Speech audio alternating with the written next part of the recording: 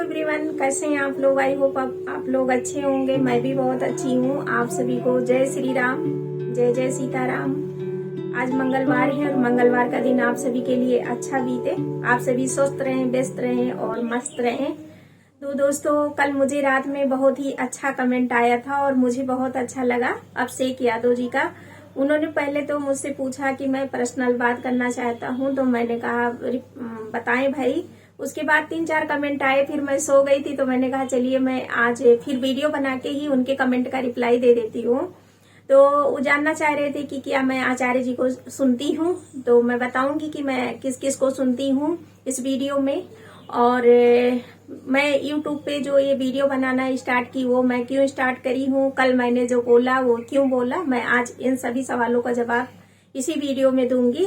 तो दोस्तों, ऐसा है कि मैं भी एक इंसान हूँ और मैं इसी समाज में रहती हूँ, यूट्यूब पे काम करती हूँ। तो जाहिर सी बात है कि यूट्यूब पे जो भी टॉपिक मुझे अच्छे लगते होंगे तो मैं उसको सुनती हूँ।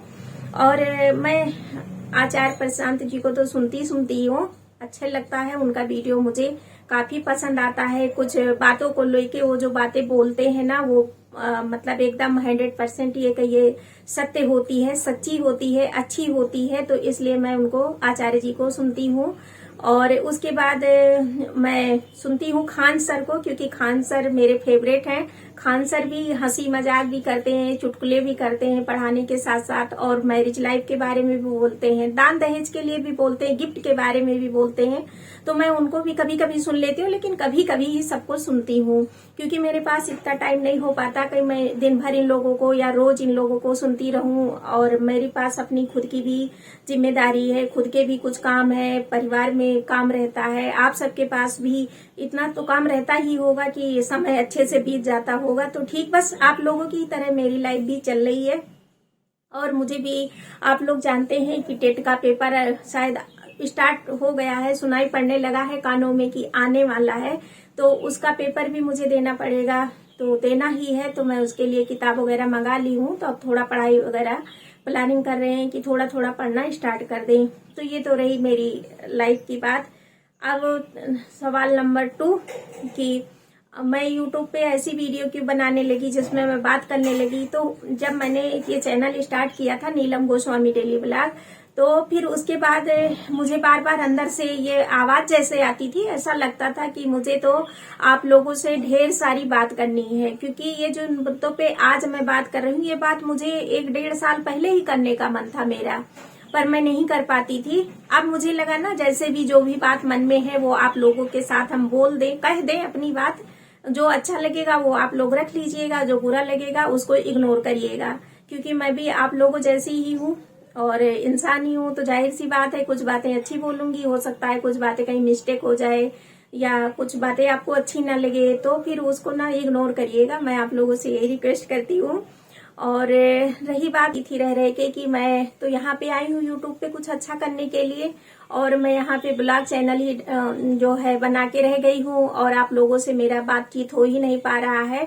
तो फिर मुझे ना खाली खाली लगता था, तो इसलिए फिर दूसरा चैनल बनाया। अब दूसरा चैनल तो हमने बना लिया, लेकिन काम करने वाले हम अकेले हैं। तो फिर क्या होगा, या एक ही चैनल पे काम होगा, क्योंकि थोड़ी बहुत पढ़ाई भी करनी है भाई, जिम्मेदारी है, टेट भी निकालना है, सुपर टेट भी निकालेंगे, हो सकता है नौकरी लग जाए तो नौकरी भी कर लेंगे, घर के भी थोड़े मोड़े काम रहते हैं, छोटे मोटे, आप सभी के साथ भी रहते होंगे, तो अपनी लाइफ भी देखनी है। तो सब मिला के मेरी बैंड बजी जा रही थी। तो उस चैनल से मैंने क्या किया, वीडियो हटा दिया, और फिर मैंने तय किया कि अब जो भी मुझे बात करनी है आप लोगों से, वो मैं बात इसी चैनल पर करूंगी, उसके लिए मैं कोई अलग चैनल नहीं बनाऊंगी। तो मैं खुद इस समाज का हिस्सा हूँ, मैं एक सामाजिक प्राणी हूँ, ये कहिए एक अच्छी इंसान हूँ, और सबकी दुख तकलीफों को समझती हूँ, और सुख को भी समझती हूँ, साथ में दुख तकलीफें जो होती समझती हूँ। तो मैंने कल इसलिए रिश्ते के बारे में बोला कि दान दहेज लड़का और लड़की को नहीं लेना देना चाहिए। पहली बात तो ये है कि नहीं लेना देना चाहिए दान दहेज। क्यों ले, हमें रिश्ता बनाना है, लड़का पढ़ा लिखा है, इनकम कर रहा है, लड़की पढ़ी लिखी है, वो भी अपना इनकम करे। अगर उसका पति पसंद करता है तो करे, नहीं करता है तो भी करे, कोई रोक तो है नहीं।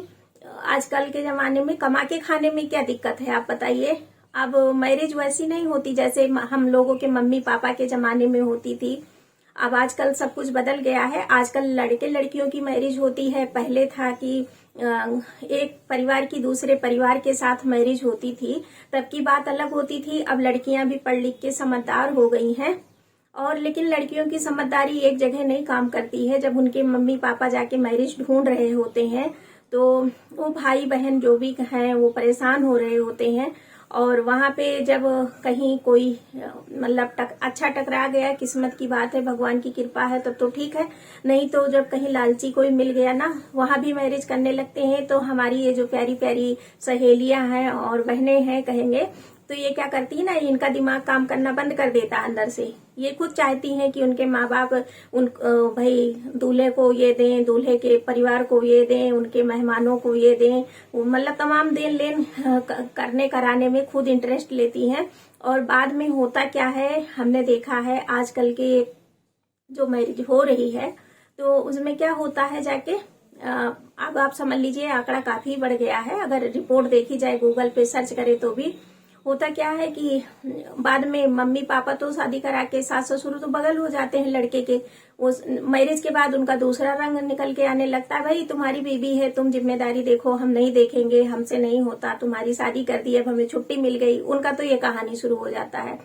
अब वो लड़की और ये भी करेंगे, और साथ में लड़की आई है तो उसको, उसके साथ क्या आप इज्जत नहीं दे सकते? आप अपनी बेटी को इज्जत नहीं देते? आप अपनी बहन को इज्जत नहीं देते? अपनी माँ की इज्जत नहीं करते? या जो औरत उस घर में पहले से सास बन के आई बैठी, वो भी तो किसी की बेटी थी, कल को आई और अपनी जिंदगी जी ली। और आज जो लड़की आई है उसके ऊपर दुनिया भर के नियम कानून लगाए जा रही है, उसका शोषण किए जा रही है। तो ये कब तक चलेगा?